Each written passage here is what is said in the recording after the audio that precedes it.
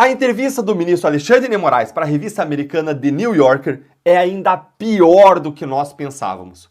O Moraes ele fez duas grandes provocações debochadas para o presidente Donald Trump e ainda revelou um segredo sinistro que eu vou mostrar para você no final desse vídeo. Tá aqui no canal já um vídeo publicado na terça-feira sobre a sessão de fotos fashion que o ministro Alexandre de Moraes fez para a revista americana The New Yorker, que é a queridinha da esquerda progressista e da elite americana. Eu comentei no vídeo algumas das bobagens que o Moraes falou, mas a entrevista com ele é bem mais longa do que aquilo e tem coisas ainda piores do que a gente pensava, como esta provocação aqui ao presidente americano Donald Trump. Dá uma olhadinha aqui na reportagem. Juiz brasileiro enfrentando extrema-direita global. Extrema-direita global. Trump aí é juiz brasileiro enfrentando, gente, que título absurdo, né? Desde quando o juiz tem função de enfrentar alguma coisa?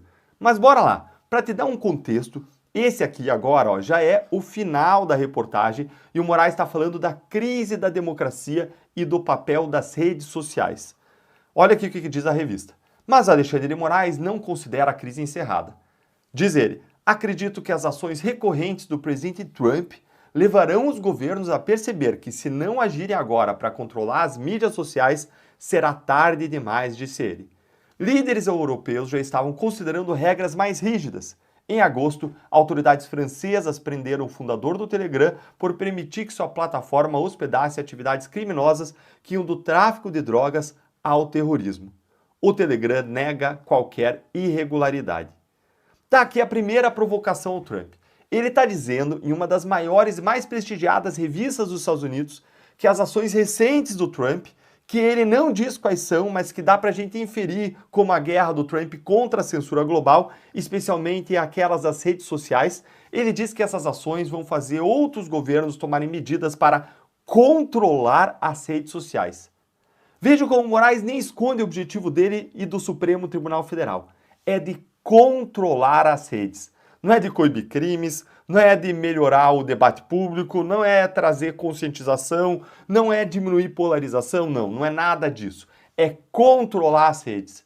Presta atenção que não é controlar as redes contra crimes, não, é só controlar as redes. Ou seja, é como nós sempre falamos, o objetivo deles é de controle de narrativa, é político ideológico, é controle do discurso, é de definir quem pode falar livremente e quem não pode, o que pode ser falado, o que não pode, o que deve ser espalhado, o que não deve.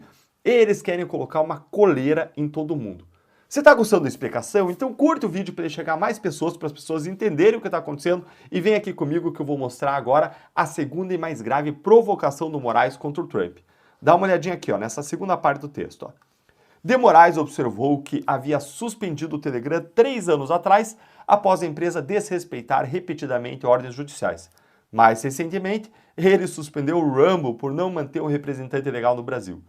Diz ele, as pessoas vão começar a dizer que estou perseguindo todo mundo agora, brincou. Nesse ritmo, serei acusado de perseguir o Trump também. Ele parecia despreocupado com a perspectiva da pressão dos Estados Unidos.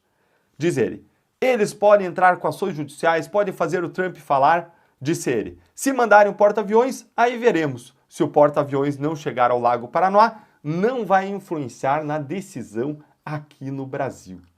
Gente, olha o tamanho do ego e da vaidade do ministro. Ele diz em uma entrevista americana para o presidente da maior potência militar que o mundo já viu, um presidente notoriamente esquentado, conhecido por não levar desaforo para casa, por ter como estilo de fazer política nunca mostrar fraqueza, o Donald Trump. Moraes diz para ele que o único jeito do Trump influenciar as decisões dele é se ele mandar um porta-aviões para o Lago Paranoá, em Brasília. Gente, que loucura! Um ministro do Supremo desafiando o presidente dos Estados Unidos dessa forma, fazendo algo que pode até impactar as relações diplomáticas entre os países, que já não são boas. Como, por exemplo, o secretário de Estado Marco Rubio nem sequer atende às ligações do chanceler fantoche brasileiro Mauro Vieira. Que loucura! Mas o Moraes, olha, ele já ouviu aquele ditado, será cuidado com o que você deseja? Pois é, espero que um dia o que você deseja aqui, Moraes, se torne em parte realidade para todo mundo ver como você é valente. Se um dia o Donald Trump decidir mirar em você todo o poderio americano, vamos ver se você vai continuar com esse tipo de provocaçãozinha aqui debochada, né? Agora vamos para o segundo segredo aqui, sinistro. Vamos para esse segredo que eu prometi para você, que eu ia mostrar para você, já mostrei agora as duas provocações. E vamos olhar agora o segredo sinistro que foi revelado na entrevista, que para muita gente da direita hoje nas redes sociais foi a parte mais chocante e mais importante da entrevista inteira. Olha aí, quando terminamos de conversar, Alexandre de Moraes me acompanhou até a saída, passando por uma exposição de alguns objetos valiosos. Entre eles, uma camisa do seu amado time de futebol Corinthians e 2 estátuas de madeira de divindades afro-brasileiras. Ele explicou que eram Xangô e Exu. Segundo Moraes, lei e ordem, disse ele. Espera aí, eu disse. Xangô não é um deus da guerra? O Alexandre de Moraes apenas sorriu e me conduziu até a porta. Ou seja, para o Alexandre de Moraes, Xangô e Exu são lei e ordem. E Xangô para Moraes é um deus da guerra, guerreiro. E ele sorriu para o repórter quando ele questionou isso. Ou seja, o que o Moraes disse ao repórter, que seria equivalente à lei, o tal do Xangô, é na verdade para ele guerra. Quer alguma coisa mais sinistra do que isso? Isso mostra a disposição do ministro, aonde o coração dele está. Ele está considerando a lei como guerra.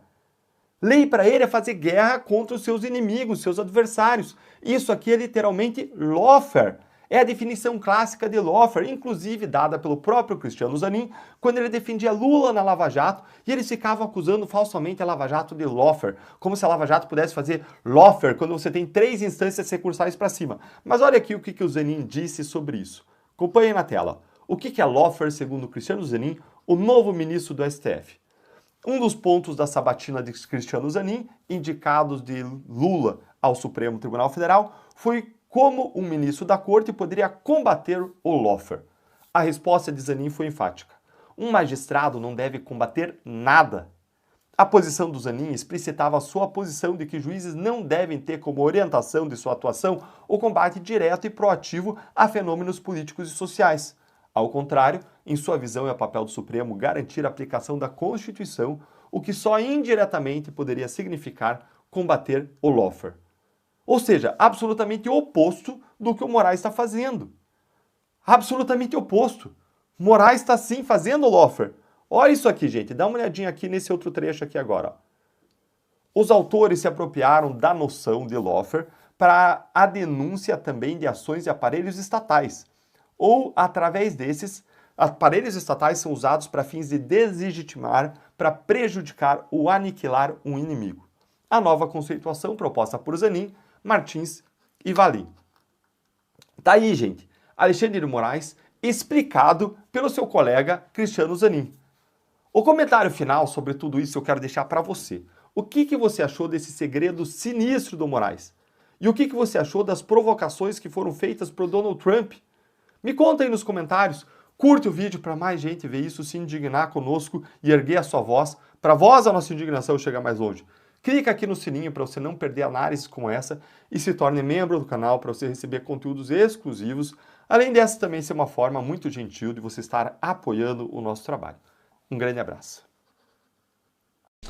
Gleisi Hoffmann e Lindbergh Faria, o casal top 10 lá da Câmara dos Deputados, ajudando a oposição. Que dia que você imaginaria? Isso está acontecendo porque eles estão num nível de desespero tão grande para tentar barrar a anistia que estão começando a enfiar os pés pelas mãos. Recentemente, a Gleisi Hoffmann, durante uma entrevista, uma coletiva de imprensa, ela fez uma declaração que acabou sendo muito mal vista pelo STF. Ela foi, inclusive, ameaçada, né?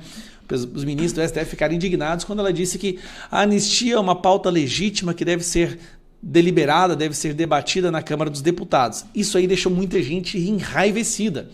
Por que a Gleisi Hoffmann estava fazendo? E ela está sendo inteligente, tá? Ela está percebendo que não tem como barrar, ela está percebendo que a opinião pública está favorável e que vai pegar mal para o PT ficar contra isso. Então ela já começou ali a afrouxar um pouco as rédeas, no sentido de, olha, talvez é bom a gente debater e tal. Ministros do Lula, o Lula, ministros do STF foram para cima dela com tudo que diz respeito a uma ministra, né, gente? Ela é uma ministra do governo e o STF tentando falar para ela o que ela pode ou não pode dizer. Como se isso não fosse bastante, o namorado dela, Lindbergh Faria, que também está numa situação muito constrangedora depois dessa derrota essa semana com a cassação do Glauber Braga, ficou puto, mas não com o PL. Eles ficam aí nas redes sociais falando que o problema é a oposição e a direita não. Quem caçou o Glauber foi o Centrão, tá? Porque o Centrão não aguentava mais ele. E aí o Lindbergh faz ameaças veladas ao Centrão. Olha só, gente, o governo agora querendo partir para cima do Centrão. Eles estão no desespero absoluto. Dá uma olhada nessa matéria. E o líder do PT na Câmara, Lindenberg Farias, criticou políticos que pertencem à base do governo Lula, que assinaram o pedido de urgência do projeto de lei da anistia. Lindenberg Farias disse que, abre aspas, acho que, sinceramente, nessa casa as pessoas têm que se definir quem é governo e quem não é governo. Porque tudo bem, quem é oposição está assinando um projeto como esse, mas quem é governo assinar um projeto como esse é um projeto que coloca o país em uma crise institucional. Não é razoável, fecha aspas. De acordo com o levantamento da CNN, 140 deputados que assinaram o requerimento são filiados a partidos da base governista, ou seja, que possuem ao menos um ministério dentro do governo Lula. É o caso do União Brasil, do Republicanos, do PSD, do MDB e também do PP. Ele basicamente fez uma ameaça aos partidos Republicanos, PP, PSD e União, que a maioria ali tem ministérios com o governo, no sentido assim, olha, se vocês continuarem nessa história aí de apoiar a anistia, nós vamos ter que arrancar os ministérios. Só que o Centrão não funciona assim. O pessoal do Centrão, eles não funcionam à base de ameaça. Todo mundo sabe disso. Então o Lindbergh Farias está fazendo o quê? Na sua histeria, radicalizando do jeito que ele está afastando o centro cada vez mais do governo. Um centro que já está pulando fora do barco por causa da rejeição, que já sabe que o Lula não vai se reeleger, que já considera a sua imagem sendo associada ao Lula mais prejudicial do que favorável às eleições do ano que vem. E agora vem o Lindbergh Farias, que não é um deputado qualquer, ele é hoje o líder do PT na Câmara dos Deputados. Um líder da segunda maior bancada, ameaçando os líderes dos partidos de centro. O resultado é só um, o centro se afastar ainda mais desse governo.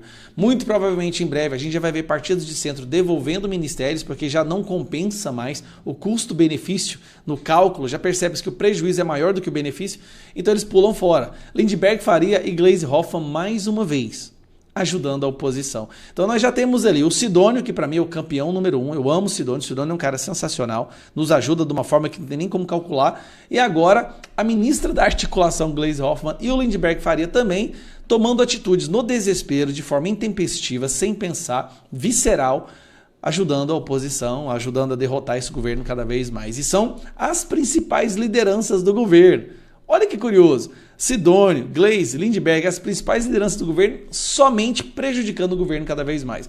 É por isso que eu falo para vocês, quando o governo é ruim igual o Lula, não precisa nem de oposição, ele se destrói sozinho. Um abraço.